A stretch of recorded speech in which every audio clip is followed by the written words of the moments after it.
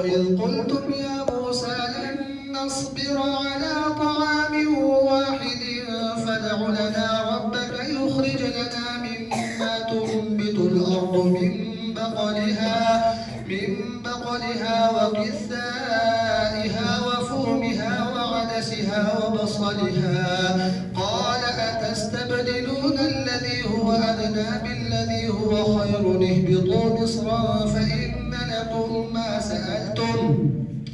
وضربت عليهم الذلة والمسكنة وباءوا بغضب من الله ذلك بأنهم كانوا يكفرون بآيات الله ويقتلون النبيين بغير الحق ذلك بما عصوا وكانوا يعتدون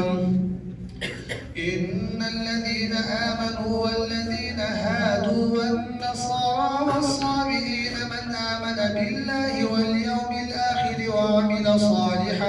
وعمل صالحا فلهم أجرهم عند ربهم ولا خوف عليهم ولا هم يحزنون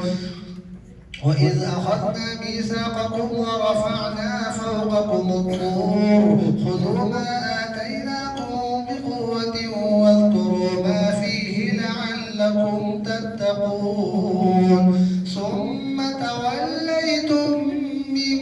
بعد ذلك فلولا فضل الله عليكم ورحمته لكنتم من الخاسرين ولقد علمتم الذين اعتدوا منكم في السبت فقلنا لهم كونوا قردة خاسئين فجعلناها نكالا لما بين يديها وما خلفها وموعظة للمتقين وإذ قال موسى لقومه إن الله يأمركم أن تذبحوا بقرة قالوا أتتخذنا هزوا قال أعوذ بالله أن أكون من الجاهلين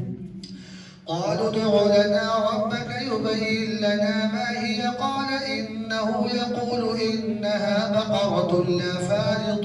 ولا بكر عوان بين ذلك فافعلوا ما تؤمرون قالوا ادع لنا ربك يبين لنا ما لونها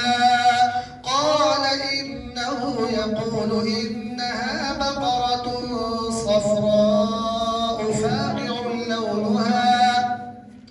فاقع لونها تسر الناظرين قالوا ادع لنا ربك يبين لنا ما هي إن البقرة شابه علينا وإنا إن شاء الله لمهتدون قال إنه يقول إنها بقرة لا ذلول تثير الأرض ولا تسقي الحرث مسلمة لا شية فيها قالوا الآن جئت بالحق فذبحوها وما كادوا يفعلون الله أكبر سمع الله لمن حمده الله أكبر الله أكبر الله